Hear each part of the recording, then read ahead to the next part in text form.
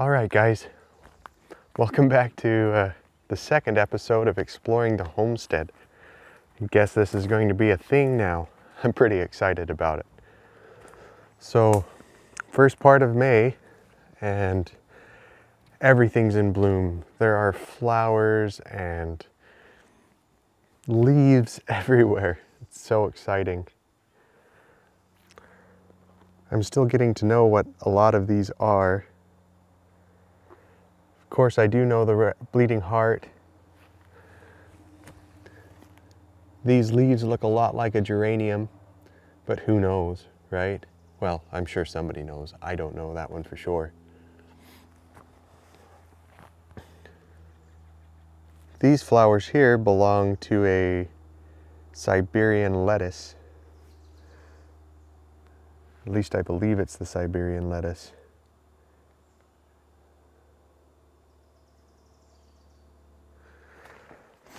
We're going to take a hike through the woods today and see if we can find something new or some things that are new.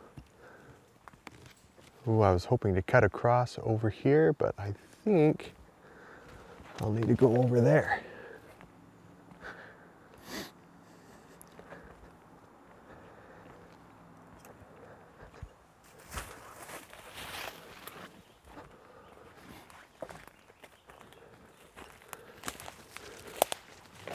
Where I'm walking right now is a low spot, and the water kind of settles down in the bottom here. Now, yeah, it's a little bit subby, but it's not wet all the time. And I chose this as a spot to do some experiments on wasabi. So I'm trying to get back in there and to check on them. I don't come back to look at them very often. I've been letting them do their own thing, especially since the goats kind of munched on them. So I planted them in these little pots. That way, if things get too cold in the wintertime, I can yank them out of the ground and get them over into the greenhouse.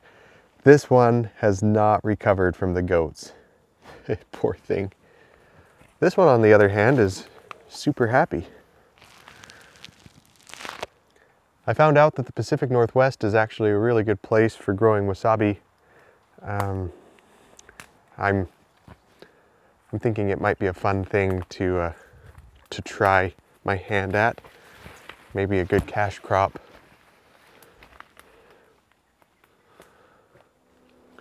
I kind of want to go up this hill and go up that direction, but this is kind of a first time thing with this camera, so we'll see how it goes. Bear with me, huh? We will be doing a lot of this type of hiking on this trail, or, well, it's not a trail, honestly, but on this trek here. Coming up this hill should put me out underneath my power lines, which means less trees, but more bramble, harder to navigate.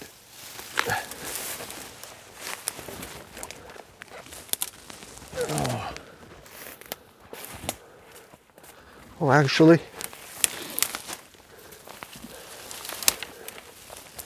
looks like it might open up really well right here. This is a good place to come out. So all the elderberries are blooming. I hope I'm giving enough room for the flowers here.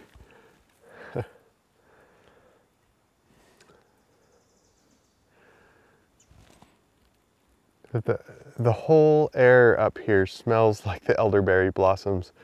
They're in bloom all over, and it's gorgeous. Yeah, we have some elderberry stuff to make. Whew. I'll put this up here to see what, or to show you what I'm walking through. It looked good and open, but it's very deep. Ooh. I found a trail.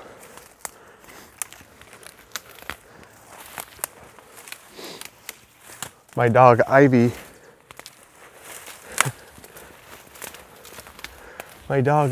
is a good trail companion because she runs all over these hills.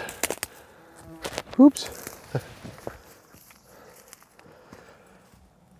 She shows me kind of the better paths to go, even though I kind of wanted to go up on the back of this ridge and not down the face of it if I have the option. We'll try going this way.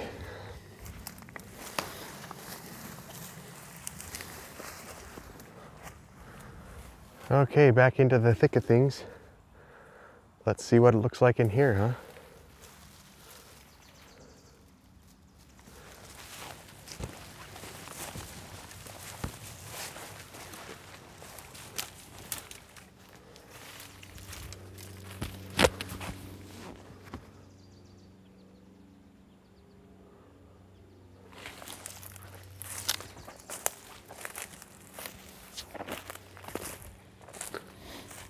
I hear a stream down on my left.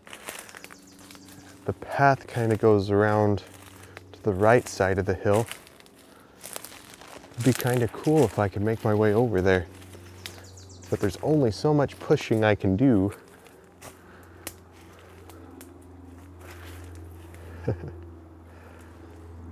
So I'm excited to try these. So, different conifers grow tips in the springtime. Their springtime growth is usually edible. And it actually tastes very citrusy. I've been going around and grazing on them. And I want to be making some jellies and drying some out for teas. I know I'm going to be making videos on them, and I don't know what order it's going to come. So we'll see how it goes. It's hard to navigate and keep conversation at the same time. Okay, this trail was not built for humans. All right, I've come here to where the stream will be. Things are opening up.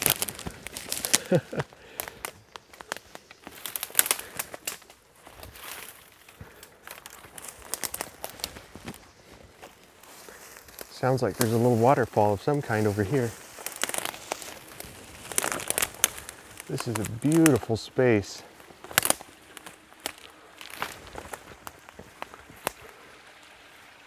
Of course, it's hard to take it in with just the camera. There's a gorgeous waterfall over here. Let's see if I can get to it. See if I can walk down here to get a shot without falling all the way to my wet doom.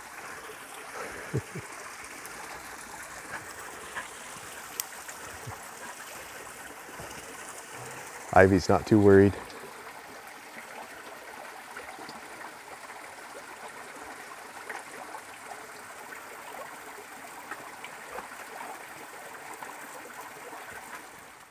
So I really enjoy being close to the land and living this lifestyle, and finding places like this and going on adventures, going on these hikes around and finding places I've never seen.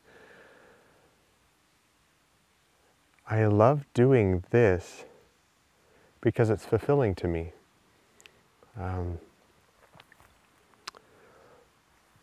Life, for most people in this world, today's busy pace and so on, consists of reaching and aspiring for things, like that really nice house or the really fancy car.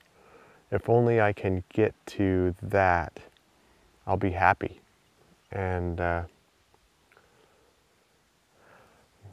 Audrey and I don't make very much money. We're living on not very much money at all, actually.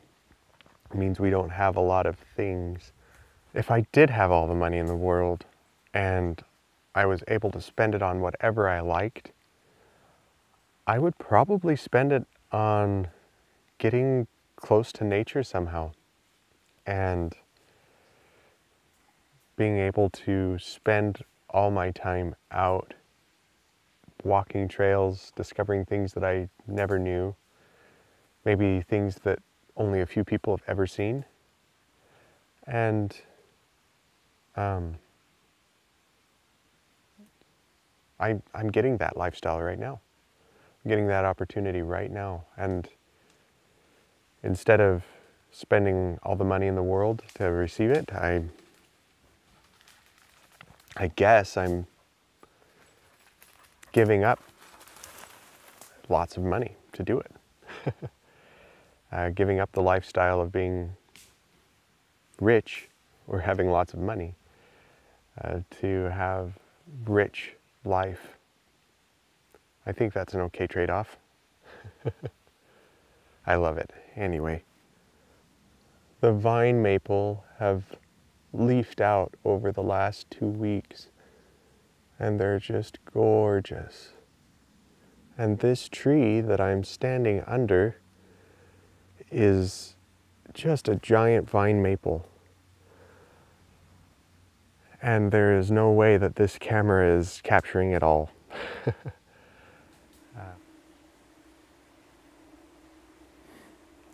I'm a believer in finding beauty in every place. But there are some places that just resonate. And this is one of those places that resonate with me.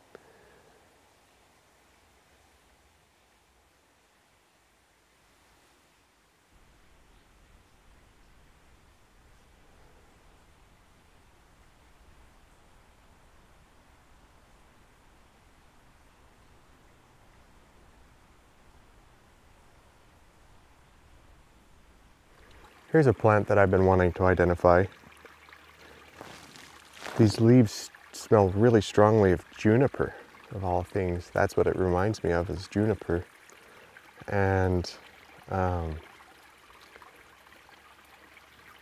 they grow in wet dirt, not necessarily the swampy stuff, but as you near very moist, wet patches of ground. They're kind of a low-growing shrub. One of these days I'll figure it out. I kind of go one at a time. I see something and I think, that's really intriguing, blah, blah, blah. And go through my books and so on until I find it. And store it away and try to find the next one. So just uphill from here, they've logged a good chunk of hillside. I mean, it's not even 800 feet. And, you know, just off my property is basically what it is. And you can see signs here of how much more water has come through this water course because of that logging. You can see fresh erosion from the last couple of years. And I don't think this is very severe. It's just interesting to see it.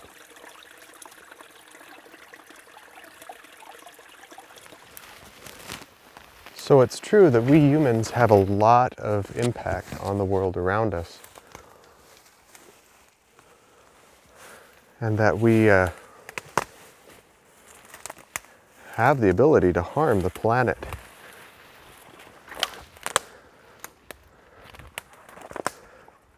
It's also true that we're not the only species on this earth that can change the natural look of things, right? I mentioned the elk before. I know elk are capable of causing a lot of damage. Pause for a second. Look at the size of this skunk cabbage leaf. This is giant.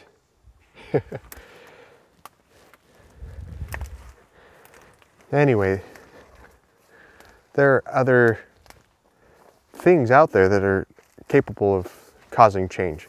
Species of plants can change location, whether it's a human carrying the seed or a bird or an animal. And, you know, whole populations of one kind of something get wiped out by something else. I'm not trying to say that it's okay or that we shouldn't be careful. Like, what I am trying to say is to help save the planet, or, you know, that's the rallying cry, save the planet. To coexist on this planet with other species, animals, whatever they are, we have to accept the fact that we are a species. We are part of this nature that lives on this planet. And only then, you know, only after we put those together and not make them separate, can we actually do good. Contribute a positive term to the planet, you know. Well, I tried to go down that way to get down the hill. Not going to happen. So, back up the hill.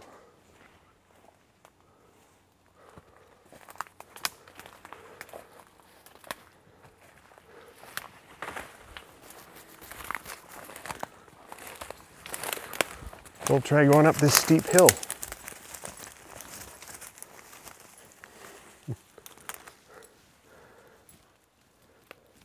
So, wood sorrel. Here's another good one to munch on as I go. It's also got a very strong, extremely flavorful, almost berry citrus flavor. Like, you wouldn't expect this from something that's green. Of course, they say, like, if you haven't eaten it for a while and then you eat a lot, it can give you a little bit of a tummy ache. That's true of almost any berry, right? Of course, this is a leaf, not a berry, right?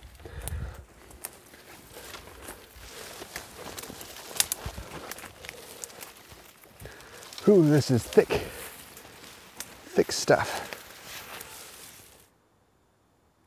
Here's a devil's club that's growing. Of course, you can always pick them out because of the very spiny, spiky stem. And it won't be very long before they'll shoot a little tower out the top full of berries and flowers. It's really beautiful.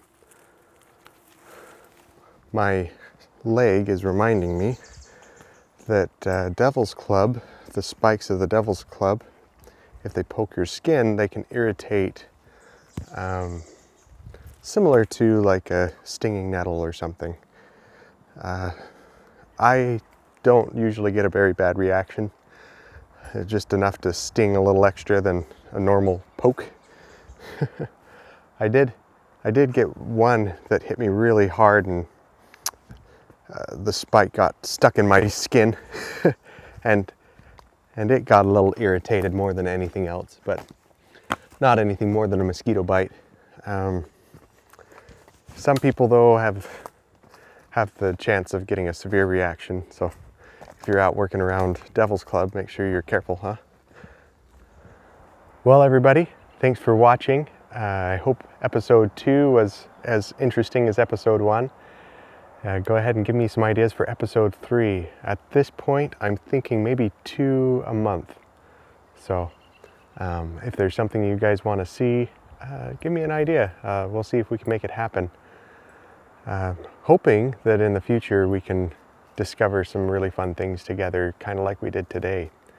Not always a beautiful spot, but maybe a new plant or a new fungus or just a fun hike. I really appreciate you guys. I'm so grateful for the fun times that we've had so far. Thanks for following us. And until next time, thanks for taking this journey with me on Simple Ground.